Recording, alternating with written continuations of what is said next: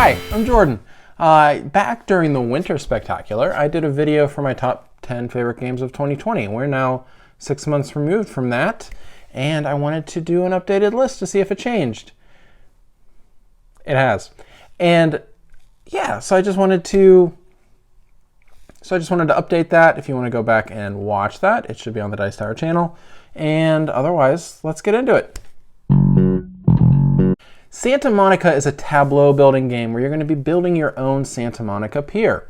You have these little meeples and they're going to be moving around the cards that you've set up, and each of the cards are going to have different buildings and different kind of sites that you're going to have. And it just has a really awesome look to it. It's not a super thematic game, but it's a game that the style really connects to how it looks, and it really kind of pulls together that Californian theme to it. To be honest, it's not a game that's come out much recently, but it's still one that I know when it's going to come out, it's one I'm going to enjoy. It feels really unique in the way that the worker movement and the tableau building come together, and it just has a great look. So that is Santa Monica. My number 10. My number 9 is also a little lower than before, and that's The Crew. Now, The Crew has dropped not because I like the game any less, but because I have a hard time getting it played. My primary game group doesn't like trick-taking games all that much. Now, I grew up playing a lot of spades, and when The Crew came out, if you guys don't know, spades is usually played in teams. You play 2 versus 2, and you can't really, there's not much table talk between team members. You're trying to read your team member. You're trying to read your partner, and you're trying to see how you're playing the cards. And so The Crew is fully cooperative. You can play it with, you're playing it with multiple players, but you're all on the same team. So it felt like a really natural progression, an extension off of that team-based trick-taking where you're playing with a partner, but here everybody's playing together and you're all partners in this game. And so you're trying to solve this little puzzle. It's a lot of fun. I really like trick-taking games, but unfortunately my group that I play games with is not super into trick-taking games. So that's why it's dropped a little bit, just because there's other games that have gotten played more and will probably continue to get played more than The Crew. But that is number 9, The Crew. Bees is a game from Next Move Games. This is new to my list. I had played it after I had made my previous list. And Next Move Games brought out the very popular game Azul and all of the spin-offs. I still believe Reef is probably my favorite in kind of that Next Move line, but Bees is a lot of fun and I really enjoy it. This is a hex movement style game in which you're going to be little bees and you're going to be moving in kind of a zigzaggy pattern around these hexes and landing on flowers to pull pollen and then putting them on this other hex board. And the way that it works, you're trying to collect these colors and you're trying to score points based off of the colors and where you place them on your mini hex board that represents your hive. And it's just a really interesting game, and I like how the movement of the bees plays together into how this like kind of micro game of putting them on your board also fits. The production is really awesome, like Next Move Games always is, and it's just a really feels fun. Well, that is Bees, my number 8. My number 7 game is Cosmic Colonies from Floodgate Games. Now this is on my list before. It stayed the same. I still really like Cosmic Colonies. This feels like it flew under the radar a bit last year, but this is a polyomino game.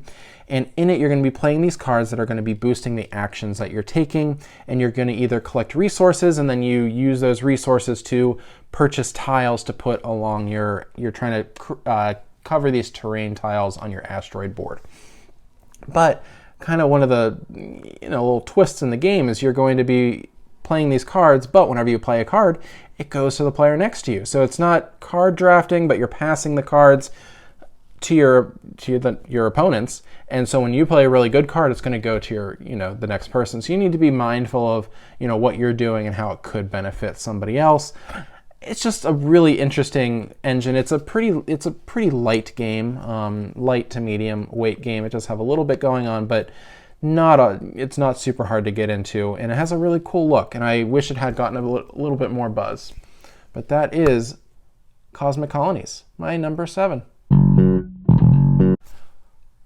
Fort is a really cool deck building game. It has, it has a couple nice twists. So one of the twists is that each card gives you 2 different actions. One action can be followed by the other players. One action is just for you who's playing the card, which feels similar to another game called Eminent Domain. And you can also boost the actions on those cards, which is also similar to Eminent Domain. If you play other cards from your hand that have the same symbols, you get to take that action in a stronger way. You get to, get more resources, place more things around, that kind of stuff. And so you also, one of the other twists is that whenever the cards you don't play each round are put out in front of you, and they are at risk to be taken by other players. So it's not like a take that kind of thing, but you're just offering those cards up until your next turn, and they're available for anybody to take, which is also really interesting. You don't necessarily want to lose the good cards in your hand. You don't want to give those out to your opponents because they're going to want it too. So it's fallen on my list a bit, not because I like it any less, but because there are other games that I've played after I did my top 10 list last year that I just like more. And Fort is super good, but these other games are also super good too. Star Wars Unlock is really, really cool. I love Unlock games. They are one of my favorite series of games. I love the way that they take puzzle games and they did it in a deck of cards, and the app is really interesting, and sometimes they give you some other stuff, but really cool. And I absolutely love Star Wars. I love everything. I love the movies. I love the shows. I love the comics. Everything about Star Wars I inhale, and I absolutely love it. So when this was announced, I was like, those are 2 of my favorite things, and this is really awesome, and this did not disappoint. So in the box, there's 3 scenarios, like in most Unlock games, and these scenarios do not walk you through things that have happened in the movies. These are kind of, they take place during the different eras of Star Wars, one during kind of Empire Strikes Back era, one during kind of the kind of pre-Rebel period, and then also one kind of on, kind of in the sequel trilogy kind of time. So they take place during these times, but they are not following specific stories. So they're kind of new adventures. You're not, following the script of something else. But they do have various side characters that you'll recognize, locations that you'll recognize. You're on a Star Destroyer for one of them. You're on Jakku for one of them. So they do really interesting things. They're really good kind of entry Unlock games, which is more my jam. I have a hard time with the really hard ones, and I really like the easy or medium ones because that's what we do. And so I really, really like these. This is probably, maybe if not my favorite, one of my favorite Unlock boxes, and I was really excited to try it out, and it was super good. That's my number 5, Star Wars Unlock. All right, I missed Project L when it was on Kickstarter, and I picked it up after the Kickstarter had fulfilled, and everybody had already played it, and everybody had already reviewed it and talked about it and stuff. I got it, I think, at the beginning of this year, which was well after the fact. I think that maybe the second Kickstarter had ended at that point. And so it quickly became one of my favorite Polyomino games. I think Ryan and Bethany had it in their favorite games of the year, and that really kind of tipped me off because I like a lot of the same games they did. So in this game, it is an abstract game. There's no theme to it. Project L I don't know what that means. It doesn't mean much. It is just literally colorful Tetris-shaped pieces that you're putting on black and white boards. And so in this, you are completing these really tiny puzzles, but as you're doing that, you're kind of creating an engine. And so you're going to, once you complete the tiles, you get to take new tiles, and you're building this pool of tiles that you're then going to be putting on new puzzle boards. And you are just completing these puzzle boards throughout the game. And it's so satisfying at the end of the game, you have a stack of puzzle boards that you've completed. And the way the components kind of fit into the holes and the recessed boards is super satisfying. The pieces are kind of that hard plastic, which is really fun to play with. And the whole thing just comes together super well. And it just feels really fun to complete that many puzzles consecutively over a period of time, instead of a lot of Polyomino games you finish and you didn't even fill in all the spaces. This one you filled in all the spaces a whole lot of times, and that was a lot of fun. So that's Project L, my number 4. My number 3 game was Whistle Mountain, and this has grown on me a lot. This was in my top 10, but it was near kind of the higher numbers yeah, whatever. And it's moved up to number 3 on my list because I've played it a bunch since then. So this is a worker placement game in which the worker placement spaces, some of them are set on the board, but many of them are going to be changing throughout the game. So if you are trying to go with a certain strategy where you want to make sure you have more whistle spaces, you build a building that's going to give you more whistles. You want to be able to get some more of this resource, you build some more spaces that give you that resource, more gold, more stone, more water, those kinds of things. And so you get to build these spaces, and as you're building these spaces, other players are also building spaces, and whenever you put your kind of airships workers down, you're getting more than, you're not just putting it on a building, you're getting everything that's adjacent to that space. So you might get this building and this building and this building, but you're also next to water, so you get this. And it's one of those games where it just feels like you have so many good options and so many cool things to do. And you're putting these things down, and you put it down and you get like 5-6 different resources, and then on your next turn you get to spend all of those resources, and you put this worker here, and you get to trade these in for cards, and you get to trade this in for buildings. And it's a meatier game. It's probably medium weight, maybe heavier for a lot of gamers, and it's just a ton of fun. And I love showing it to new players because every game feels so different. I don't feel like I'm playing the same game every time because the worker placement spaces are changing, and the way that the players are interacting with that worker placement board is going to be so different. So that's Whistle Mountain. That's a lot of fun. Check it out. My number 1 game from last year was Calico, and it is not my number 1 game anymore. It's now my number 2 game, and it is a straight puzzle game. As you can see on my list, I really enjoy games that are not super thematic but have kind of a puzzly feel to them, and might be a little bit more on the abstract side but have a nice look to them.